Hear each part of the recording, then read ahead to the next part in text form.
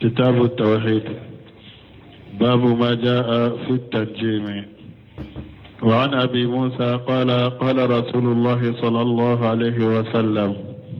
ثلاثة لا يدخلون الجنة: مدمن الخمر وقاطع الرحم ومصدق بالسحر. رواه أحمد وابن حبان في صحيحه. بسم الله الرحمن الرحيم، والصلاة والسلام على نبينا محمد وعلى آله وأصحابه وسلم تسليما كثيرا.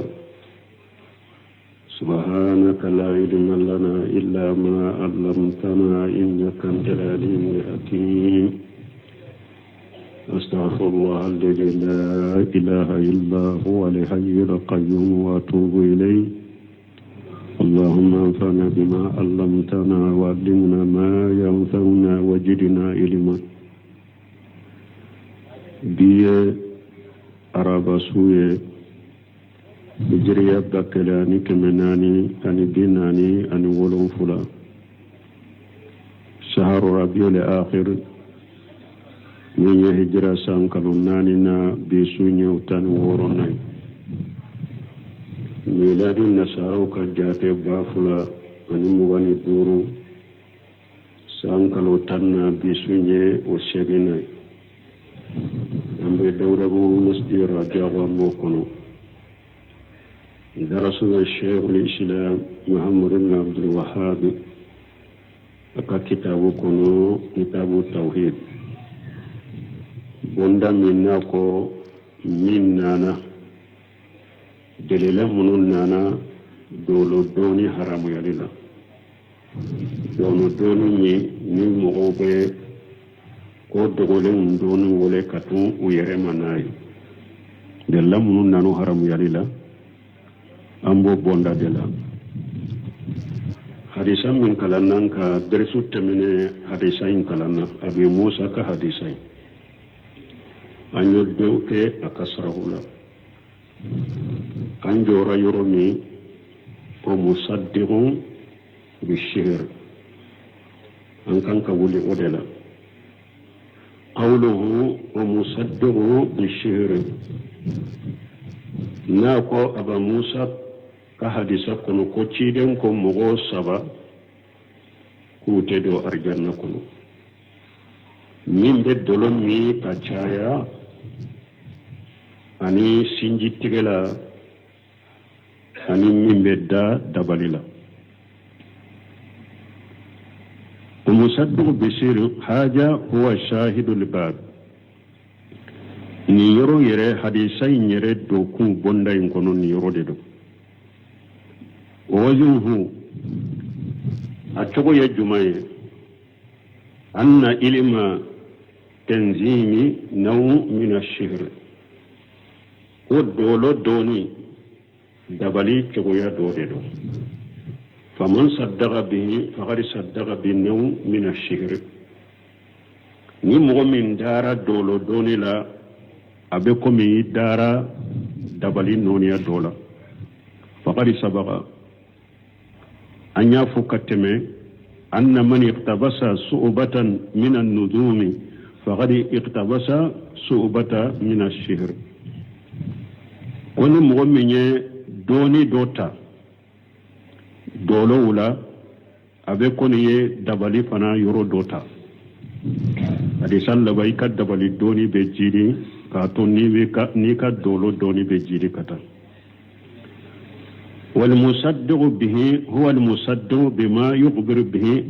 al munazzimun na ko kadda dabalila ibe do jahannaba kono ite do arjanna kono kadda dolo wula abeke chogodi mana dolo dombaga abe ko dogole min fo ni dara la yini yode numbe dolo doni wole kata yere maka ko dogole mu fo na ye o dolo dombaga na ye ko dogole min fo ni dolo doni ni dara la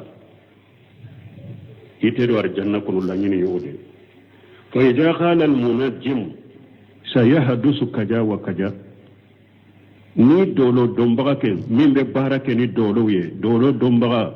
n'a ko nin ko masina bɛna kɛ nin ko masina bɛna kɛ wa saddaqa bihi e dara o la fa innahu la yadkhulu ljannata e tɛ don arjanna kɔnɔ liannahu saddaqa bi ilmi lghaybi li ghayri llahi parce que e ye ko dogolen doni i dara la mɔgɔ wɛrɛ ka ko dogolen doni la min tɛ ala ye i dara mɔgɔ wɛrɛ ka ko dogolen doni la min tɛ ala ye qala taala ala ko ala min kɔrɔtalen don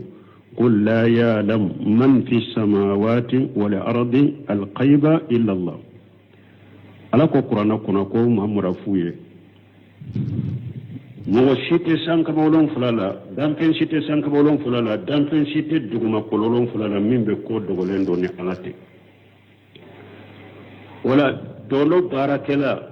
a dɔnbaga min bɛ ko dogolen fɔ n'a ye ale y'a ka dole dɔɔnin kɛ a ko nin ko masina bɛna kɛ nin ko masina bɛna kɛ ko dogolen fana de don e dara o la i tɛ don arijanna kɔnɔ parce que i ye kuranna nkalontigiya ala ko kuranna kɔnɔ ko danfɛn tɛ sankaba wolonfila la danfɛn tɛ dugumakolo wolonfila min bɛ ko dogolen don ni ala tɛ ni nin dolo dɔnbaga ye ko dogolen fɔ e dara o la i ye kuranna de nkalontigiya ni mɔgɔ min fana kuranna nkalontigiya k'ala nkalontigiya i ye kafiri de kafiri tɛ don arijanna kɔnɔ laɲini ye nin de fa in qila lima jaa la yuj'alu shihru huna amma liyashmala tanzima wa ghayra tanzim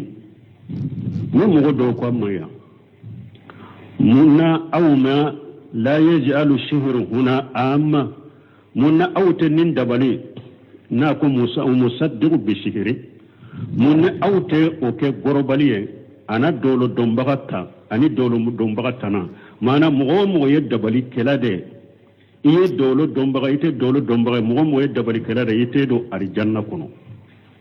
munna aw ma ko in k'o ye kuma in ko o ye a ye kuma in kɛ de ni mɔgɔ min dara dolo dɔnbaga ye ko dogolen min fɔ n'a dara o la a tɛ don arijanna kɔnɔ munna an m'a kɛ dabali façon bɛɛ ye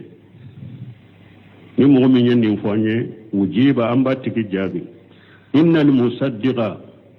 bima yukhbiru bihi shaharatu min ilmi al-ghayb yashmaluhu al-wa'id huna an b'a fɔ a tigi ye ayiwa an b'a fɔ ni dabalikɛla fana ye ko dogolen min fɔ dabalikɛla n'a ye ko dogolen min fɔ i dara a la hadisa in b'i ta bagabagali min ni jangakata min bɛ hadisa in na a b'i fana ta ni dabalikɛla dɔ ye ko dogolen dɔ de fɛ e ye i dara a la hadisa e bɛ don a kɔnɔ wa mal musaddiqu bi anna lil shuhri tashiran fala yalhuquhu haja al wa'id mais ni mɔgɔ min dara a la k'a fɔ dabali b'a nɔ tɔ mɔgɔ la dabali bɛ se ka fa don mɔgɔ la dabali bɛ se ka mɔgɔ bana dabali bɛ se ka mɔgɔ faga ni mɔgɔ min dara nin de la e tɛ don ni hadisa ka kangari kɔnɔ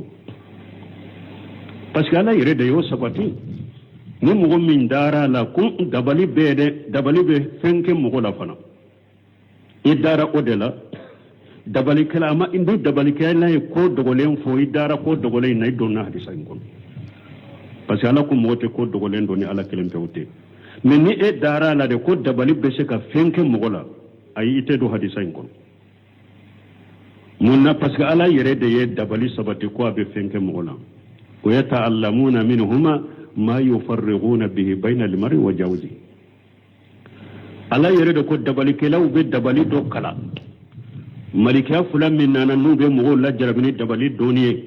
dabalikɛlaw bɛ dabali dɔ kala u bolo dabali min n'u bɛ cɛ n'a ka muso fara n'a ye dabali kɔni nɔ b'a la a bɛ nɔ to mɔgɔ la a bɛ fa dɔ mɔgɔ la a bɛ mɔgɔ bana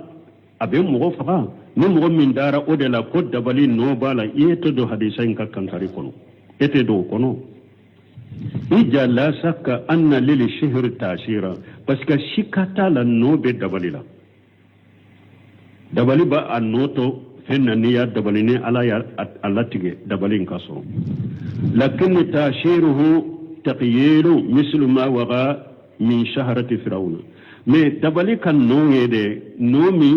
taqyiru de don fendo be kenya koro chogo ya dola kasoro ato haqiqala dabali chogo dobe o chogo la komi firawna ka dabali keraw ya ke chogo mi hayso saharu ayuna nas tumami firawna ka dabali kelaw uye mugo nyew dabali hatta arawli jibala wal ishiya kanna hayatu tis'a hatta arawli alhibala wal ishiya kanna hayatu tis'a firawna ka dabali kelaw uye mugo nyew dabali fo akera mugo nyew koro firawna ka dabali kelaw uye jurum munum bila anu kabbiru ukera mugo nyew koro komisa na betama وإن كان لا حقيقة لذلك هرنا ياسر حقيقة تنتو تنتسك تنتتاما وكجرون نون تنتتاما برن نون تنتتاما مدبالي كلاو يمغو نيو دي دبالي جرون برن نون كيرن نيو كركومي بتاما كسر تنتتاما وغد يشهر شاهر الشغشاب أو دبالي كلا بسكا مغدو دبالي فيجعله يحب فلانا ويبغض فلانا دبلي كلا بشيكا مغدو دبلي ابي مغدو كانوا ابا دبلي كمغدو كانوا كا الدبلي كمغدو كانوا بلا دسكون ابي مغدو كانوا دبلي كلا بشيكا مغدو دبلي كمغدو ابي مغدو كونيا على فلي كودفو ويتعلمون منه ما يفرقون به بين المرء وزوجه دبلي كلا بشيكا دبلي دوكي موسو ibi che ko aba nege boyla ibe boabo ibi bala dabali kala be sika che abi ewa it dabali in muso ba nege boyla ba ko iba bila dabali kala ben ninge ube mo do dabali ibe mo do kanu ibe mo do dabali ibe mo do ko abe ko mi cheli kala do be no ba fe katilun ko keni muso do ye anya fo ko fe kateme nu yere ye fembe kay ma muso yin soro ube se kata dabali kala fe dabali kala kam muso yin dabali puru aka ale ja ko kanu abe tilun ko kenay chokomi dabali kelaw bo ke fa huwa muwashshiru dabali ben noto mogola qala ta'ala lako fayata'allamuna minhuma ma yufarriquna bihi bayna al-mar'i wa zawjihi alako yahudiyaw be dabali dokkala kabum malika fulayin bolo dabali min nube hada madenni kam muso fara nyugona nyaay ubaw fara kabo nyugona ni dabali nyaay فالتصديق بتأشير الشهر على هذا الوجه لا يدخله الوعيد donc ni mogo min dara la ko dabali be noto mogo la ni la haladela e dara la dabari be se ka fenke mogo la e te do hadisa in ka kankarini aka janga kata hadisa nya janga kata min fo e te do kono li annahu tasdiqu bi amri waqi parce que e dara ko de la ko min kenen kan ko min be keneka e dara o de la donc e te do hadisa in ka ewa arjanna dombali yala de mogo min be do hadisa in kari janna dombali yala ni dabali kila ye ko dogolen fo e dara la ni dolo dombaga ye ko dogolen fo e dara la ite do arjanna ko donc nunun ka famu ka gele ko sobe parce que ndella ka ni hadisa do yata ni ma hadisa nunun kala karamola ko famu ko ni mogo dara dabali la ko dabali be fenke mogo la ko ye kafiri ha kasoro yekene kan ko de yahudiya ye ci den dabali jibril nana kasoro do faye ku kala ka dabali nyabila qur'ana ya sabati dabali be sega mu'mina wa ma hum bidarina bihi min ahadi illa bi jinillah ala ko dabari kala be mo toro de ako mi utese ka mo si toro no ka dabali ni ale ala majena wo ka fu dabali te fenken mo gola dabali te hadisa la nyine to yede dabali ba noto mogola fana be fenke mogola fana no hadisa la nyine to yede o musaddiqu bi sihri kurayde dolo dona na ye ko dogole min foy darala ube ni dabali kala ye ko dogole min foy darala ite do arjanna kuno parce que ye qur'ana galon tiga ya wala ye ala galon tiga ya me dabali be fenke mogola o ye ken kan ko de nunun ka famu ko sobe amma man saddaqa bi anna shihra يوسر في قلب الأيان ما ابن سمر رحمه الله أكون مؤمن دارا لا كود دبالي بسكا فندو يلما كابوا تشولا بحيث يجعل قصبا جهبا أو نحو ذلك mana ni e ya mires darala ko dabali kela beseka ewa iri abeseka iri yelema ka ke sanuye ubu na nyogonon ka sanu yelema ka ke iriye fala sakka fi dughuli fil wa'idi shikatala hadisain ka janga kata komin fulani ebe do akono dabali te se ka fen haqiqa ala ka dan fen haqiqa dabali te se ka o yelema ko bo chogola ikana dawla de mana ka hada madan yelema ka ke faliye dabali te se ka fali yelema ka ke hada madan dabali te se wala mbi yelema ke ke faliye sisa mbi yelema ke ke wara sisa dabali te se wala ay ala ye fen min da kabila chogo mi dabali te se ko bo chogola kabila chogo rela ay kana dawla de dabali te se ko ke hari munun tumbe jamana kono ko mo dobe ko be yele makka ke waraye tayima kola sihiru taghyilu de ubi nyaade korto hada madem be ki nya koro ko mi wara kuma nya ko chogomi firawna kadabali kilaw ye mo nye korto no ka juru no ka bereke rakka ke ko mo be tama ka surutunte tama udalen tumbu no la de donc a dabali sugu de bu bolo tumba ki nyaade la hada madem be ke enye koro ko mi wara kasur hada madem ma bo chogola ko sugu de be har abe munun bolo ko iri bulu ko aba yele makka ke wori tayima kola de ayi nyaade korto iri bulu nkira enya koro ko mi wori ube konna ye papier mina doro ko aba ke wori abe se ka duwa hari munun ba fo ko be papier makka ke wori nu ya dima ebe se ka ta duwa sonin ko ni dabale bori nyana doro papier abe saga papier chogola ema ye mo chama min ta chinya wala kombe ewa nka wori fale ka bugu ka dima ube kesi fa enya koro kesi be fa enya koro worila ube wakati do fo ko kana dayele de no wakati masede uba soro lu tara umena ute wakati suru fo yo ube wakati do fo wakati minne ale be se ka jamana bila ube ki ka dugu bila ni taye le saba kana magala de o tile saba fula le tato de mene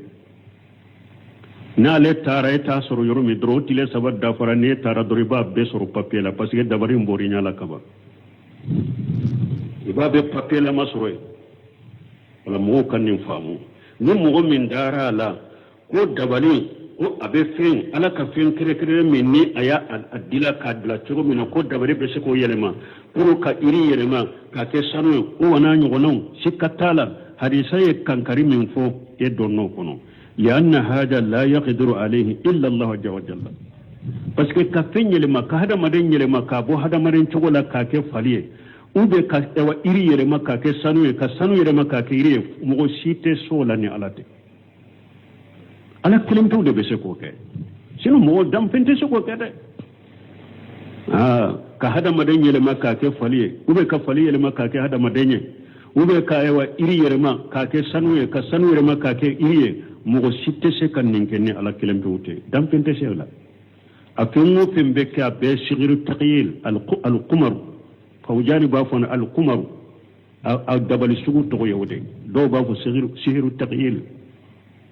kinya dabali tendo be ke nya ko to do la kasara to chogola har wore tumbe jamana nunun kono do ba fo kudo bu nentige ube donc tumbe jamana kono nyogo duma woru be duma ubu ne mina katige fo joli be bo aw be kaba ko ala ko aba nante ama nentige de aw de nya kora kera ko mun yentigera joli kera aw de nya kora de ne mba chokola ubetta ube kolo da disika bogotini kogole saba nyona bena nyodo kolo ina kasusu kolo imbale disika na le wulila kolo ino be to dugu kolo la kasora tumbale disika abbe sihiru taghyili o sihiru tagyilu de tumbu bolo no ba kinya wula doron tende be ke an nya koro chogola la kasora to chogola hara do tumbe bamo ko kasugula wakatu do bena muruba bolo ki abe muruf ifewa bole akono ka fo murube kamfo ki jembe ugo no fe wore be duma abe sihiru taghyili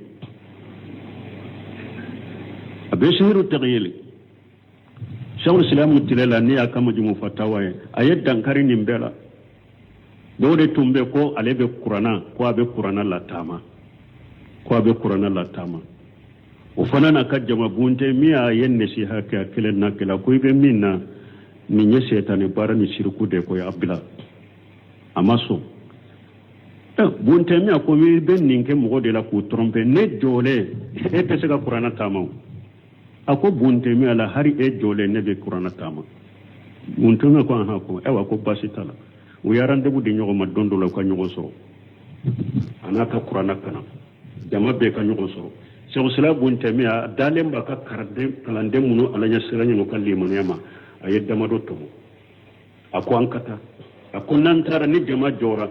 doka joyamfe anka jowu cela aka ayatul kursi kala ne ngoro parce que setane de do setane de be setane de wala be qur'ana takatama ka qur'ana munu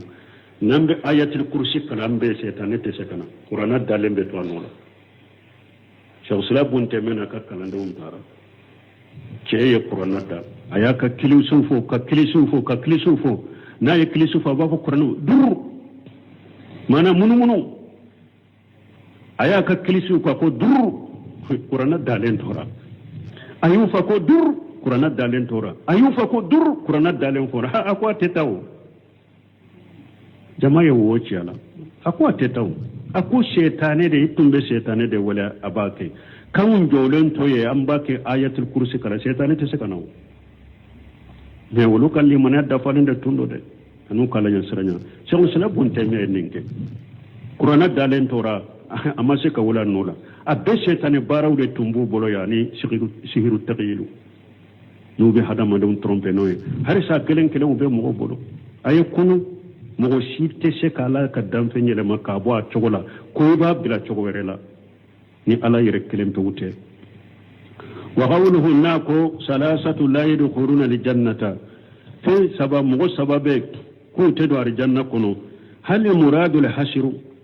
يالا لنيني يدوا مانا نم مغو سبب درون دوا أو أن خيرهم يدخل الجنة وبي نم مغو سبب تنو ولو بدوار الجنة كنو الجواب لا جابوا حشروا انت لأن هناك من لا يدخلون الجنة سوى هؤلاء mana na ko mo sabate do arjanna kono yala ni mo sabat doronde to do arjanna kono me sinyo nya to mo to be do arjanna kono yala la nyine yo dewa ube la nyine yere dro ayen ni mo sabafo me o tabali mo wore o fana be o fana be se kake o te do arjanna kono la nyine juma yenna la nyine yede ninte hasiruye parce que mo wore o be o te do arjanna kono minte nin sabai mogo wero be munun te do arjanna kono mun ten ni mogo sabay fa haja li hadithu la yadullu ala al hasr ni hadisa tayranna ko jate danya ni mogo sabay ni hadisa la nyene toye wa hal haula kufaru bo ni mogo saba min fulen ni ne ci den ko te to arjanna kono te do arjanna kono yala kafiru de wa لأن من لا يدخل الجنة كافر parce que مؤمن تدو أرجنة كنو كافر ديرو يالا نم مغصب كافر ديرو اختلف أهل العلم في هذا الحديث وما يشبهه من أحاديث الوعيد على أقوال دونك باو ينيغو سوسو ني حديثا لا أني حديثا مننا نكم ني حديثا نيغونا حديثا مننا نكان كريم دالا ka junubu do fo ka kankari da mo ye don ke bawo ye nyon soso la kuma damado ni yoro muhimmu jidda aya do be batu albafu ayatul wa'id ni ay muwatajilaw filila qawarju filila o yoro wude da koy ayatul wa'id ani hadisa munun al hadisul wa'id muwatajilaw ni qawarju filila yoro de la misali la أفنى قرآن كنو ومن يقتل مؤمنا متعمدا فجزاؤه جهنم خالدا فيها وغضب الله عليه ولعنه وأعد له عذابا عظيما ويا أنا كل مؤمن يرتقي مغفرا يبدو جهنم كنو يبدوه يتبو ياي كمي أمبنا لا خوارج فلكني آية دتا كم مغتدو جهنم كنو كابو نهاية الوعيد ufule kan aya de ta ko mogote do ar jannaba ka bo ko kabaira junubu tigi be kafiri ni do na jannaba kono fana ite bo ni ayatul wa'id ni hadisul wa'id munun nana ibe ulude ta wo ne em akala ima famu yoruni kele ubi fili iwadu qawariju fule kachugol la hala bo bul qalmu ko ako qawariju ye ayaw kala kadisaw kala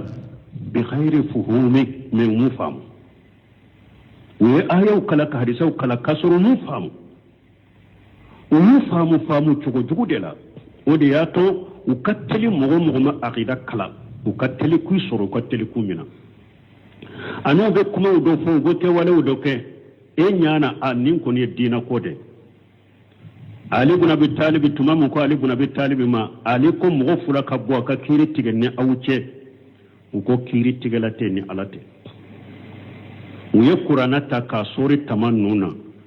ko qur'ana de ye kiri fenya kiri be ka tigani qur'ana ali ko cogodi kalimatul haqq yuridu bihi batila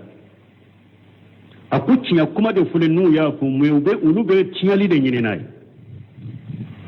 ulu kala nyine te ciyai ni dilali ulube ciyali de nyine nay nonu ne koriya de be haklima so hakli ube ko chaman fo ube ko chaman ke kalimatul haqq yuridu bihi batila ibasur kuma min fule ka fo ciya kuma do te wale mun fule ka ke ciya do me ulube ciyali de nyine nay dilali tadirale nyene nay ali buna bitabu yo fore o ka kolosi donc ayatul wa'id buna bas mon aya min fulene turu zaman alquran ni mo gommi nya yere turu yere e wa kam mo fa ibe dume jahannaba qur'ana do nyogon tafsiri de me wonu be ayatul wa'id nunun de ta aya wore munun nana qur'ana aya munun me mutasabi pour ko famu fo ko sage kata muhakkamu de ma aya be ala ko inna allaha la yaghfiru an yushraka bihi wa yaghfiru ma duna zalika liman yasha nin ko ni yere tugu be do jahannaba ko ni be dume ala ko aya kono akonne ala ni mo mi nye mushrikiya ke saraka ne ala te ya fo tigi de mai be do jahannaba ko ni be dume me junubu min te mushrikiya mbo ya fa mo mi nyinja ni waya ni waya fara nyon ka boda masura wani ya toba fuko buna basa kuma fula bana abula yala ni ewa hakamin qur'an li qurtubi abo fuye do dallakana buna basa ma aya sura ba fi katam mughfaqa wa ya sura kuma fula buna basu bolo do ya nyinin ka ko yala ni mugo minyi yere tugu ye mughfaqa ni tubira alabi ka tubu minawa ako jombe se ka do ni tubu ce ni tubira alabi ka tubu mina jombe se ka do ni tubu ce ni nye kuma fula ya bolo kuma fula na dondola usigile do nane buna basma ako ni mugo minya yere tugu ka mugo faka yala ni tubira alabi ka tubu mina wa ako ite tugu ika tubu te mina de ni tugu ka mugo faka dorebe janam ko be dume te bola makoti ka tubu la buna basa kana anaka mugo sigile che tale ko buna basa ma uko ni ne ka kuma fulo te kelenya de etumba ka ambolo ni ye mugo faka tubira alabi ka tubu mina ya fo sisa iko ni ewa ni nye mugo faka ki tugu ala makoti ka tugu lebe dume janam ako ni ma mugo faka folo aba fe kata faka de nye ni mfaire pura kanata mugo faka ni mba fe kata mugo de faka folo mi nye nka uye mugo de faka ni misra men ni ma mugo faka folo de nya bala chogo me aba fe kata mugo de faka wode ya to nya fo ka gele ya le bolo ka gele ya ka kana pura kana ta mo yufaka nin fole wulila che inofe utara shege uya suru buna basa ya fo chogo me chogo kelende atumbe ta mo faka de da me kuma fole kera sababu ka wala fo nunun ka famu qur'ana kun ayatul wa'id hadithul wa'id ke chogo de bola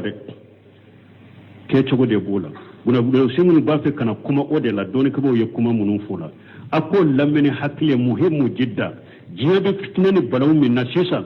demisenu nama gere karamugo bawla ka geru ka kitabula ku sege ku laje abeta jiwo yo fere karmogo caman yere de firilen do janko kalande o de ato tuma mu yesha usalu fawzani nyininka ko yala karmogo be se ka soro e ba ko na te tauhid do ta aqida do ako karmogo be se ka soro e mutabahiru fil fiqh akalande do abajila mado kalana fiqhula ما التوحيد ما درس التوحيد ما درس عقيدة متبهر في الفقه ما درس عقيدة يباشر فقه لا بكم باجي أكدوني بكم باجي فقه لا ما التوحيد كلا أما عقيدة درسوا كلا ما عقيدة كلا يباشر متبهر في اللغة أباجي لما أكدوني باجي لما دو لغة لا يباشر ما عقيدة كلا أتادو متبهر في النحو يباشر النحو أباجل مدو النحو لا كلنا ما أما أقيدتنا متبهر في التفسير يباشر التفسير لا أباجل مدو دون لا التفسير لا ما درس العقيدة أما أقيدة كلا حتى في الحديث أكو هاري حديث يباشر باجل وحديثات دون لا ما أما أقيدة درسو كلا أتي التوحيد وأتي أقيدة وكمان ده بيده o karamogo sugu yere de ye kalanyoro fa ka jamiyaw fa o de y'a to diɲɛ bɛ fitina la diɲɛ bɛ balawu la parce que akida ma faamu tawhidi ma faamu yɔrɔnin kelen bɛ taa ni ye n'i ka akida ma faamu donc a ko ni hadisaw n'a ɲɔgɔnna la hadisul wayidi a ko dɔɔnikɛbaw ye ɲɔgɔn sɔsɔ o la kuma damadɔ alqawlu awwalu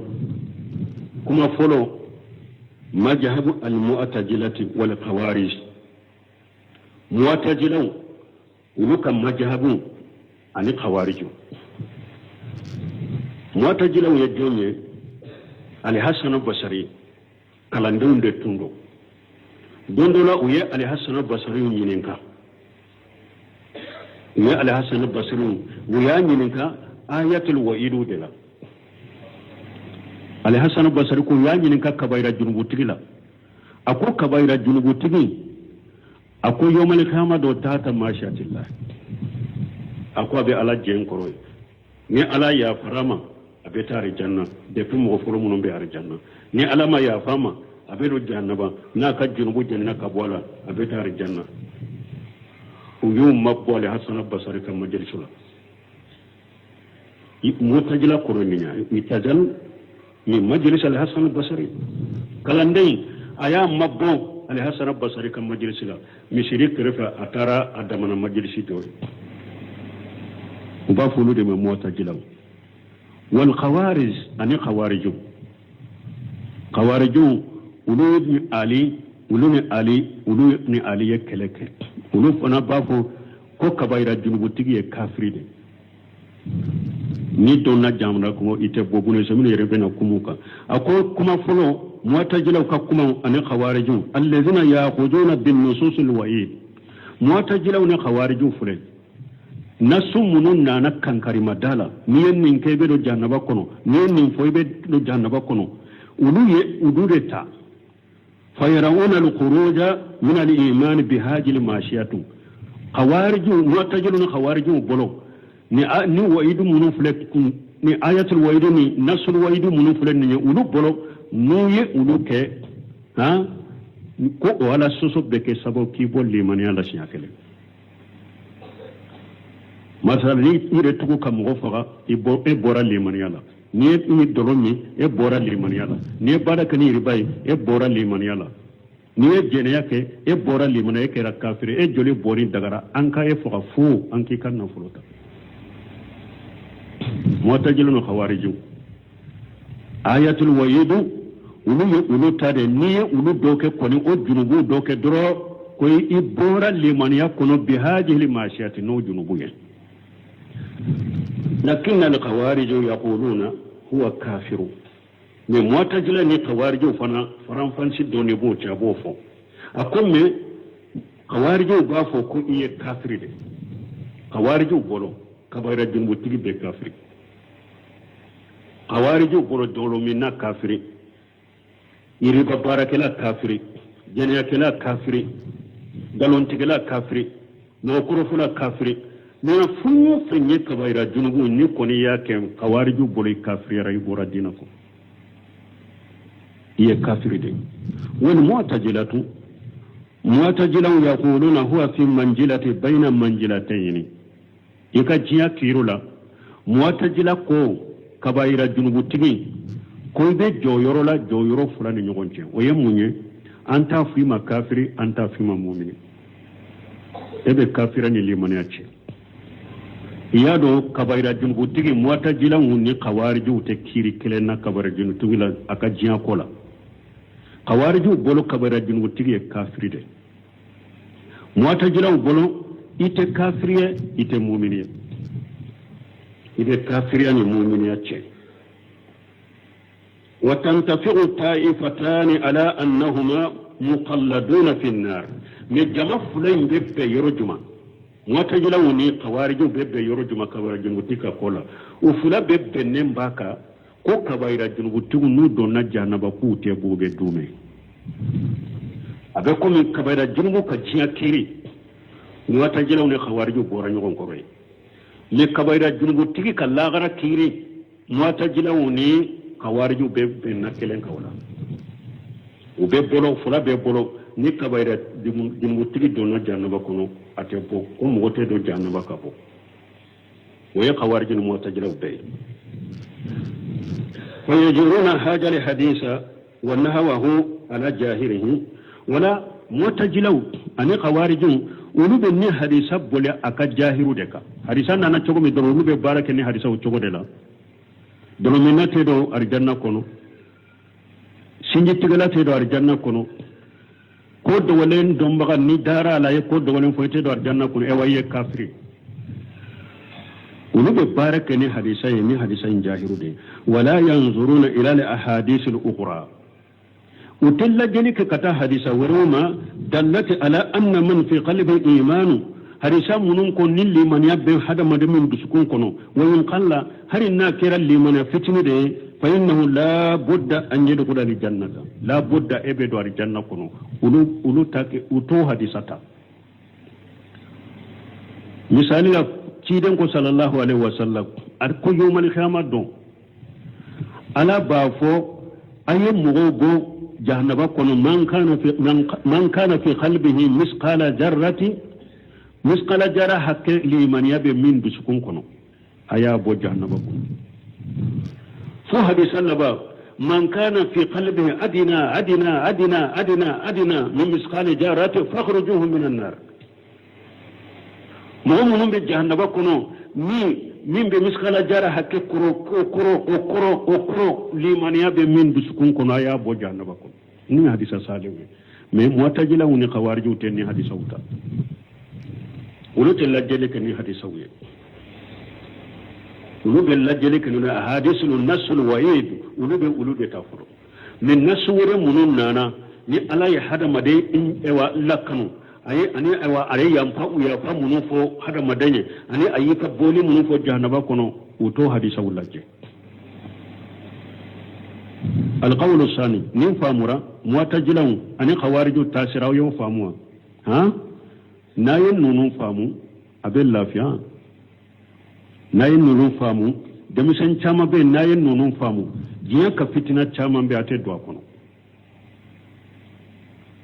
misali la ni umman lamu yahkum bima anjala fa ulaika humul kafirun ufule ko ta ko mugo te kiri tigani alata woye kafira fa gali dagara har kalam bawo yere karamugo yere go fo an ka jamanen kono karamugo bawo sunna karamugo yere ko hadisa munun nana kwanka to fama ko nun fama ute nunun be kiri tigani fengore menti alata akure mun ha kafiru karamugo yere be ni e wa misiru kono be kala nyoro le be ninfo kasuri ibn abbas turjuman alquran aku kufuru duna kufuru akufuru duna kufuru kafo nima kiri tigani tawa ala kanje menjigi nima kiri tiganai kafira do koro mana kafira bayintere munna aya nana chogo ya sabala ومن لم يكن بما انزل فاولئك هم الكافرون ومن لم يكن بما انزل فاولئك هم الظالمون ومن لم يكن بما انزل فاولئك هم الفاسقون ناتو سبا nuna to ko sababu bun kasir nunu tafsiri chogodi buna basa nunu tafsiri chogodi ni mo mi nya kiri tigani fen wure ni alaka jigi fente e bolo ewa lo munun bambulo sisa ulu de kanyi kateme alataka lo munun be sisa kanyi kateme alataka ni ye kiri tigani lo wuye ninka ye kafiri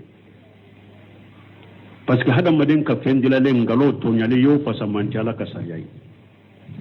tele fulana ni mo min ko ni lo min fulen ni ani alaka sariya ka kiri tigani alaka sariya u be kelenya i kafiriyara parce que ngalo ani alat ka sariya yu ke kelenya yu dama kenya i kafiriyara fula sabana ni mo min ko adagara anka kiri tigani qur'ana sariya chogomi adagara kiri ka tigani luwai iye kafiri ni de sabaywa ngani na ni mo min fo alaka sa ni mo min ko alaka sariya on be jiya wakati laba mununa on ka wakati nan kan yana maya chogoni alaka sariya te nyogonta luwan nunu ni an kan yana maya an ka jiya laba yana maya be nyogonta fo an ka kiri tigani wulude i kafiri iye kafiri nununa ni nani naw sabatira mo minna iye kiri tigani fenye ala ye minjigi iye kiri tigani wotanai ni aqida nani ka e kafiri e bora silamiya ko men na be mo min bolo ciyana ni loi ngalondo hadamaden fendila lendo de en nunu ya koy donc ala ta de ye ciyani amma daga anka kiri tigani nunu ya daga anka kiri tigani ala ta de mais an yu soro jamana kono an she ko tula anya anka kala anya nun kala unde ke nama nunu barake balo chogo tambolo e munye jalim ete kafriye e wa jalimu e ube fashiriye buno semenu go u fenke nyen nani min fo ne mo min ya kiri tigani ala ka jigi fentano o ye kafriye bon ne mo min ya kiri tigani ala ka jigi fentana e ko tiala ni loi nunu ngalon ne to nyadu de do ko mais nene mo min be nyogo na tiati mbolo aka hatte be no fe tiati mbolo mais nkam mo do de ye kiri tigalay joju ye kiri tigalay nin tarafe ewa aka tiya mbani masuru nguben treke joju mba aka tiya ka ken galoy ka ne kan galo ko ke tiya mbe sago soraka e tara kiri tigeni loye ninda kaye munye zalim eye tonyali kala denni ete kafriye eye tonyali kala denni fasike jonye e ko ni loi nunun ko ni ngalondo mene hada maden ka fendila ne no ala tade kawsani nunu ala tade wajibi ate daga ka kiri tigeni nunu yere men ne e wani ninde kala ni joju ade kala nya soro jamana be kiri tigeni ninde nimme barake ni na be balo chogodi eye munye fasiki ite kafriye ye fasiki de voilà fo nunu kafa man lam yakun bima anzala fa ulaikum al-kafirun wa man lam yakun bima anzala fa ulaikum zalimun wa man lam yakun bima anzala fa ulaikum al-fasiqun ubettilak min tila yurumade ta koy ngel laka afonder gadder su dola ngom malika kiri tigela bado a fatura sisa ta to fo malika kiri tigela bado de do a fatura sisa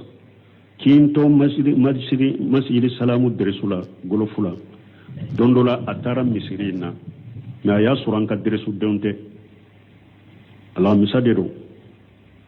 aya suranka deresu donte akoko ne nana ninye misiri kibariya de me ko deresu dobe kea waya surune ala ya ke ne sigilete ale sigira ne numanna commissaire koro fana be ale numan abanje o kama ko deresu ko ne tayabi mais min yere ko ne be deresu ke ale de fudeni mi anya nyogon fa yere ya tofu ayere ya tofu anya hari aye bara do ke jamana en kono ko nyefo nyente do bela ko bastala ko sisa ko alhamdulillah komi e yere ye kiri tigela bay itume kiri tigela jamana ko ne kere traité la sisa ya law aw be kiri tigani loi menyu ani qur'ana taala ka sariya ubaw golo cogodi ina ko mo don nunu bila nyogon ko hada maden ka fendilale dongo do min be burja dongo do loi kura degere kura akon mo go ben ni nala ta bila nyogon kura ala ta ye ala o bora sam fede ala yere do yo jigi fu kata jiyan wuli yele ma cogotola o bora ala yere de fe qur'ana ala ta fu kata jiyan wuli yele ma cogotola men ni loi hada maden ka fendilale dongo do degere kura be bo nonu ye kelenya commissaire nye laje apo ya fo ya de ko wala ko ni mo mi nyen ninke kafiriye ibeta nya fo cuguri lagra ni mo mi nyen ninke kafiriye ko ya fe kiriti ni fe ngore min dala tay ibeta cugo ibeta ni cugo fo cuguri ala qur'nya lagra donc aka janto aw yere la aye qur'ana tafsiri التوسير كلا نيمون بولو أهل السنة والجماعة يقرأن التوسير منونك هي تقرأن كلو نيانين أولولا أكو كلو نيانين أولولا أكو توسير نيانين أولولا كيرين كحديث كتاب السهلة سلف السهلة هو حديث منون سره آية نيانين ككتاب لا ده سنو جيان لبا أم بفتنا بلا بلا بكونو ده أكو جانتو يرلا كوي شيخ الباني دللا كافو سليمان ورجلي دو يوفا كوني شيخ الباني ترى مسيري دولا kutuba kala na ya kutuba kala aya bekere o man lamu yakku bi man jalala fa ulai kamul kafiruna ni mo ye fenti gene fengore mi alaka jigi fenti ye kafiriye kafu Sheikh Albani ona nyona mo ni oteta ale boro tuma mi juma banna kutuba kala na kutuba banna ye juma salle ka ba Sheikh Albani wulila kata alimami Suleiman wuri ko ale wulila no utara ya alimami fo akwa alimami mako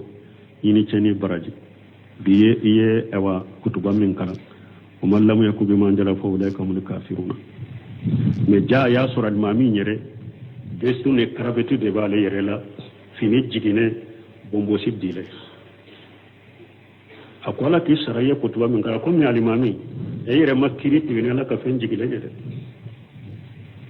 ni abekera kafiriyete ni makiriti gena la ka fenjiri kafiri e yere ma kiriti gena la ka fenji kilende selema sara ko bombo se ka to yere ta dilem fe fini manka jigi fini kan ka to ale ka ba kuru fura akofede e ta jiginen fule nasara finu man tasabbaha bi qawm fa huwa minhum inu wulude fule ka si jo ciren ka mimbarika ka kutuba kana e yere makiriti gena la ka fenji kilende de mo chaman fule kan ya kalautan ni miriyo chaman yere be ka demba ya kono ma kiri tigene ala ka fenji gilenya ini tengo che ma kiri tigene ala ka fenji gilenya ni mo mi ne galon tige ni korofole ni jamfala e ye kiri tigene ala ka fenji gileya ni nimbe kera kafire he jombe do arjanna ko donc an kan nonu famu kosobe التكفير كهذا ما دينك كافرية كاللبو سلامي يكونوا كافرية كومان جلنا كو جلنبا سلفو دي او جليا كتم بكا اما اسامه بن زيد ويتشيرن كسيبون وترى جهاد كيرولا ويكافر دور جي كافرين ها ويا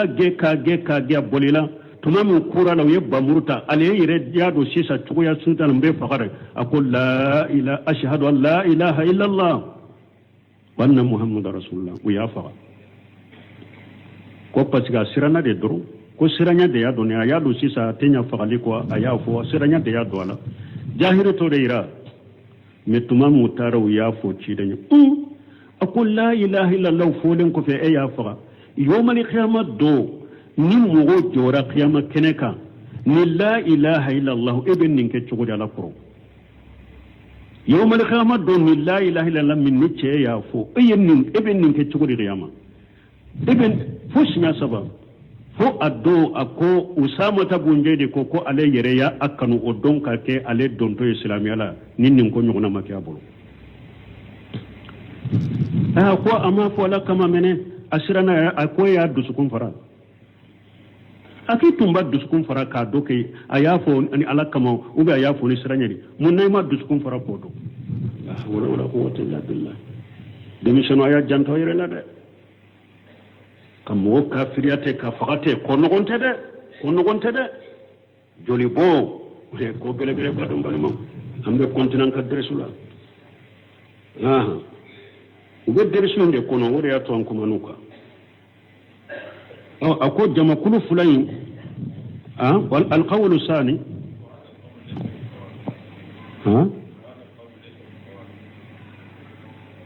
النت مدوري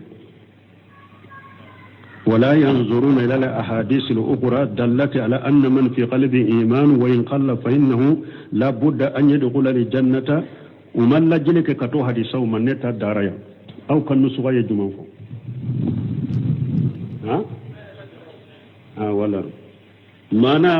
معتزلون خوارجون نسو منون نانا كان كريما ذلك ولو منا yen nasuwore munun nana ko ni limaniya be mo min dusukun kono hari ni fitini de do ibe do arjanna kono o take kan lajeli ke kata wulu mayre umman lajeli ke kata wulu mayre hari samunun nana doro ni en nin foybe jahannama kono ite do arjanna kono hari samunun ni en nin ke ite do arjanna kono be jahannama ko ye wulu de ta me hari samunun nana ni limaniya haram miskala jara hakke limaniya be mo min dusukun kono ibe bo jahannaba kono ube ibe do arjanna kono utake kala jere ke kata uluma mu'tazilan khawarij yenni القول الثاني فلنا إن هذا الوعيد في من استحل هذا الفعل بالدليل النصوص الكثيرة دلت على أن من في قلبه إيمان وإن قل كما فلنا إن هذا الوعيد ونن كان كريم الدم فلنني ko activité do arjanna kono fi man astahalla mana nim mo gommi nyeddo mi ladaga kuma fulana tigude fulani nyede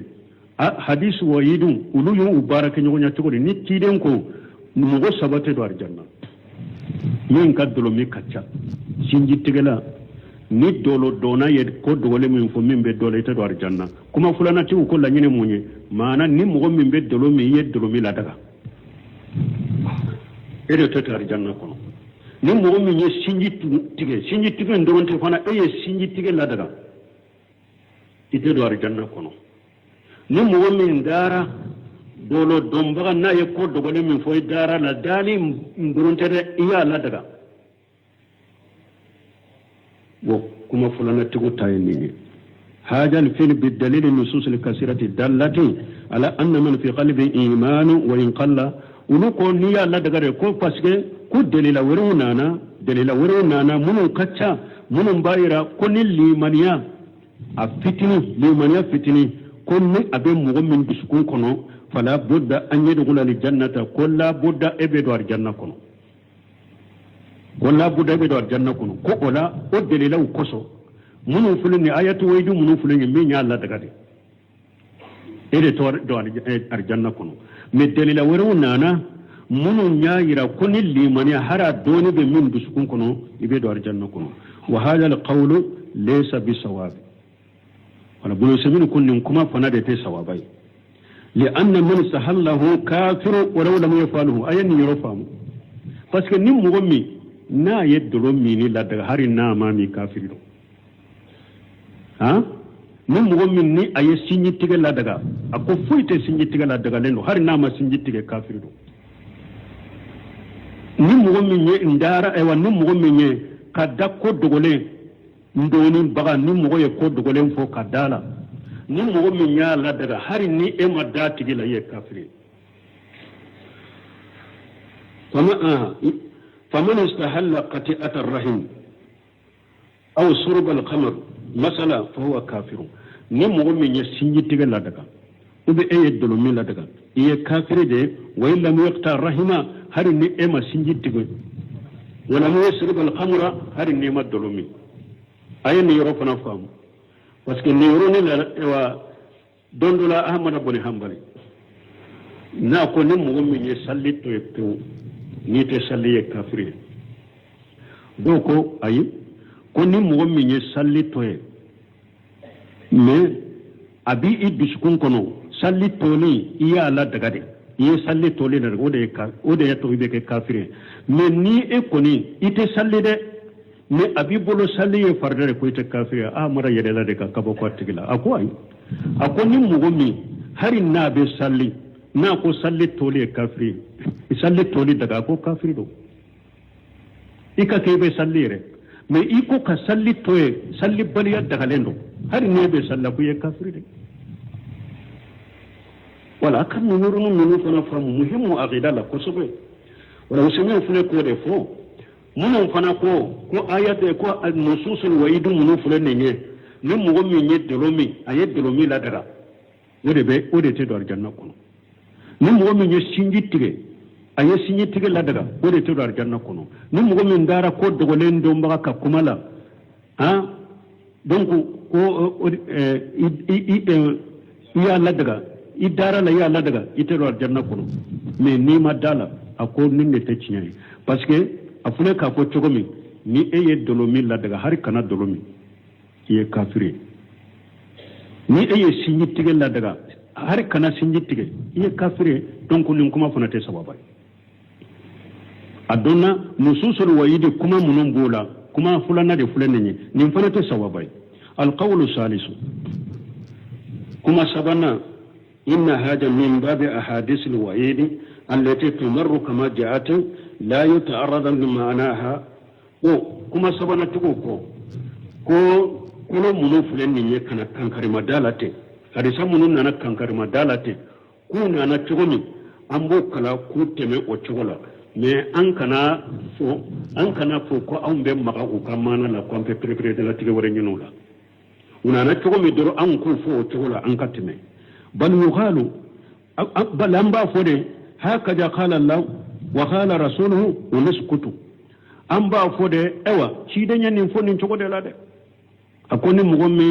أوا ني يبت دولومي كتايا يتدو أرجانا كونو ني مغمي بسيمي تيغا يتدو أرجانا كونو ني مغمي دارا دولو دوني لا قايبو دومبغا يمين فوي دارا لا يتدو أرجانا كونو ألا يا فو تشوكو ني أوا ني ألا يا من فو ومن يقتل مؤمنا متعمدا فجزاؤه جهنم أمبا فوي ألا يا فوني نشوكو دي لادي harisa munu fule nuna nyogon amba fo wa chiden kono ya fo nin chogo de la de me akoto an kana dola nin fana famura ha ni yakuma sabana timu tai fa masala qawlu ta'ala ayre ya na tikin kale akum misali la alaka kuma wa man yaqtul mu'mina muta'ammida fajazahu jahannam خالدا فيها وغضب الله عليه ولعنه وأعد له عذابا عظيما هذه الآيات من نصوص الوعيد ni aya min fulen ni nasu munun na kan karima dala wa nasu de fulen ni wa man yaqtul mu'mina muta'ammida fajazahu jahannam khalida fiha wa ghadiba Allahu alayhi wa la'anahu wa adda lahu azaban aziman ni nususul wahid fa nu'minu biha am bedala comme ala ya fo comme am bedda aya ina kan karima damin fulo am bedala wala nata'arradu limanaha ومؤاردتها للنصوص الأخرى ما أنت مغا أكمانا لا بو أنت فوفنا كو أمبك وكلو ورو تقوبل مالا أنتوك ونقول هكذا قال الله أنباف ألا يافون نشغل والله أعلم بما أراد ألا يرين نينفون أي من لا ينيناي أي رد بودو ولا نتعرض لمعناها أنت مغا أكمانا لا ومؤاردتها وتي ونقول هكذا قال الله والله أعلم بما أراد أنبا فو ألا يافون نشودلا ألا يمين فو أكلا يني من يني آية فورلا أيرد يقادو وهذا مذهب كثير من السلف نسمنكو أكو سلفو من كتاسر ينين كمالك وخيره كم مالك أنونا نغنون وهذا أبلغ في ججر نين سيرين دم بغبغللا bon nan ko fana ni aya munun fulan ni nye mun korote ko ibe jahannaba kono de ni nye de dron ki i baga de dron mais in te ko mi ko ibe jahannaba kono ala be ya fima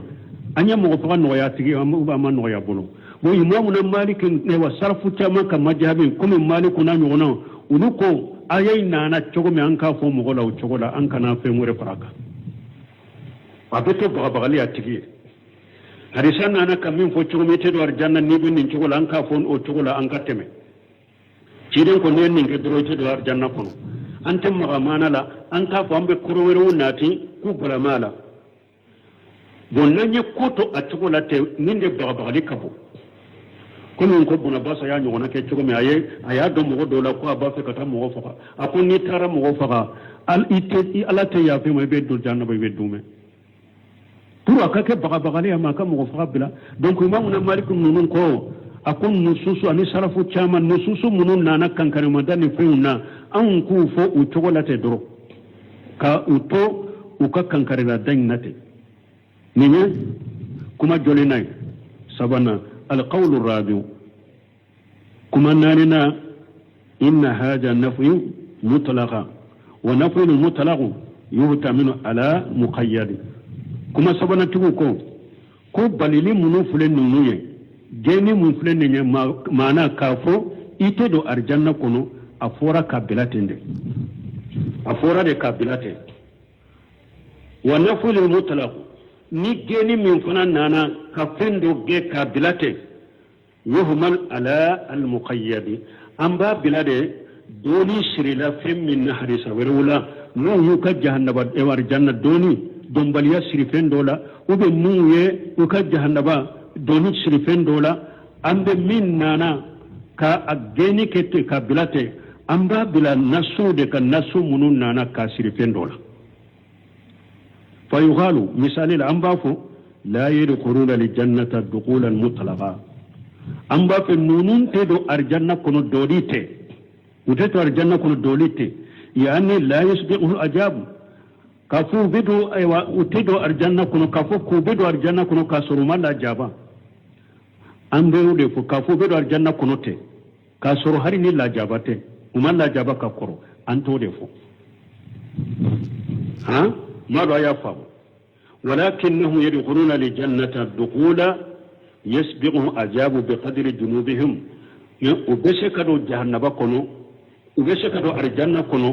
وننا دولمي جنغا كتا كيرو كتمي نوكا جنوب حقين ثم مرجوهم إلى الجنة وكفوا بشاكي كتا الجنة كما نانا تقول فلين نيري ما دو قمي وقتي دي يمنا مباكي كتليا تلانتا باكي كفاو كما نانا تقول تافلين نيري ni geni min nana nunun te do arjanna kuna fora mutlaqa de la donc naflu munun nana naflu mutlaqa geni min fora te ka arjanna doni gete amba bila nasu de ka nasu mununye chogo ya fola dombaliya no ye chogo ya fola la yadkhuluna aljannata dukhula mutlaqa amba futi do arjanna kuno te de ka fu be do arjanna kuno kasuru malla jaba ka koro ote ولكنهم يدخلون الجنة دخولا لا يسبق أجاب بقدر جنوبهم لا يدخلون الجنة دخولا مطلقا يعني لا يسبق الأجاب كفو بدو الجنة كنت كسر الله جابا ما كي كتمي أنت فوق تقولا ولكنهم نعمبا فوق ونو ni كبير جنوب ni ويدي تقوم يدخلون الجنة دخولا يسبقه أجاب بقدر جنوبهم أمبا فوق بدو الجنة كنت mais sani kado arjanna kono bella jaba jahannaba kono nuka junubu hakke ha summa marjuhum ila aljannati o ko fe nuka junubu hakke janina kabula jahannaba kono ubebo ubeta arjanna wajalika paske nin fule li anna nusus sar paske sariya kan nasun aka kono tusaddiqu ba'daha ba'da ube nyugon sabatide sariya kan nasu ben nyugon cinyatiga ube nyugon sabatide ويلائم بعضها بعضا وبنيغون تاري ودو دوتا وبنيغون تكتاري وهذا أقرب إلى قواعد ولو سمين كون نكم نانينا من فلان من كسر كتا سلامية لسروما قواعدهما وأبيان أقول من بنغالين فنا حتى لا تبقى دلالة النصوص خير معلومة دو فرو نصو فنا كانتو كسرو وكرو دوننت كومي أنكم مالك نونم بمنك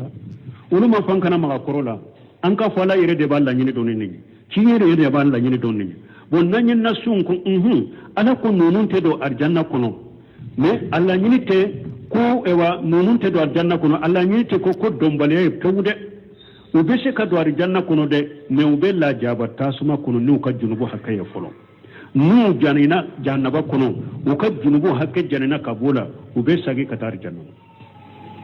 donc nasu fula yimbe o ye ɲɔgɔn ciɲa tigɛ an ye baara kɛ n'u fila bɛ ubiyɛn baara kɛ n'u ye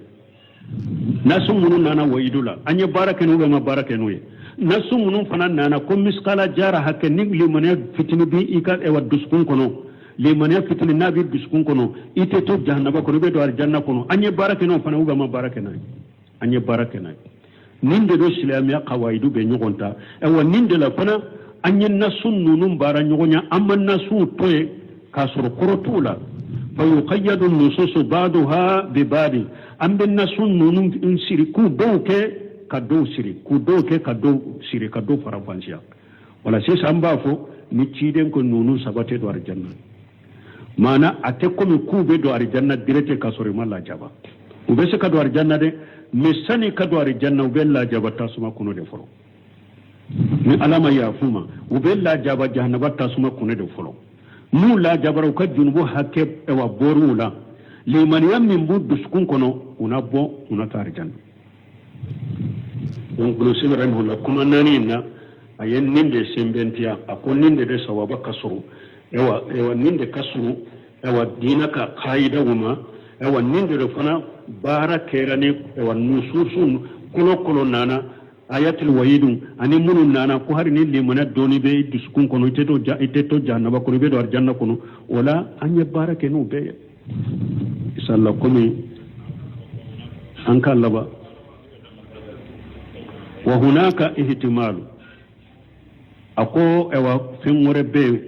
ihtimalu warbe anna man kanat haji haluhu hariyu an yuqtama lahu bi sul qatima togo warbe ni kolo nunu be se ka bilo ka fana an ba fo ka fo ni mo mi ni e kala halakera ni de e kakani laban kunjugu yai mana mo min kaddulo min kacha ha e kakani laban kunjugu yai ni mo min ye sinji tigelai e kakani laban kunjugu yai ni mo min be da ko dogolen fo bagawma e kakani laban kunjugu yai fa yamutu kafira junubun bil laba ka to ka boyela foi laba sani saya ka sima ibe sa kafiriye ibe do jannaba ko ayeni fana famu kulo imbe se kan ni fana ta ka fo mugo munu ayatul wayid mugo munu fule ni be ni jogo nunun ka ni ma tubi ka bola ube ke sababu junubu imbe bonye ka kata fo allah ba ni saya be sema ibe kafiriya ibe sa kafira ka ibe do jannaba ko te do arjanna ko fayakunu hajal wa'id bi itibari ma ya'ulu halu ilayhi wala nim bagalin ni kankare madam min fulaka fu hadisala afo kunye munye mana ika kombe na labaka ke munye ure fulaka fuye ni ma dabira ika kobe yele maka labaka ke munye ure fulaka fuye wa hina yaji wala la yabgha fil masailati iskalu nyagambite to koina wala masalai na nyagambi sito tala mana nan ko ni mugomi ni ciden ko ni mugomi be dolomi ka chaye te do arjanna kuna kure munye dolomi na ka chaya ni ma bila alaban be kiye munye ni saya benay me be kafiriyare ibe sa kafira ka te do arjanna kuna tugune re sinji tegela ni ma sinji tegay bila kito sinji tegela alaba bi dusukun nugo kata junubu be bonye bolo kata laba fonni saya benena ibe bo silamiya yere la ibe kafire be sa kafira kay te do aljanna kono ha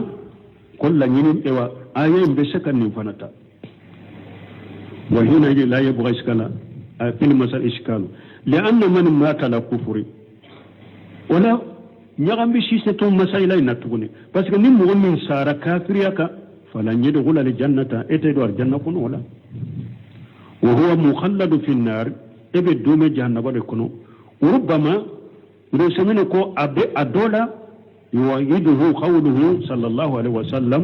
ciden ka kuma do benni sembentiya ka fonno non la nyine yede mu'minun be nin junubu ke ni ciden ko itedo arjanna kono la nyine munye ni mu dabela ulaba sani saya ka shima be kafira be sa kafira kade ni sara kafira fana ka itedo arjanna kono ako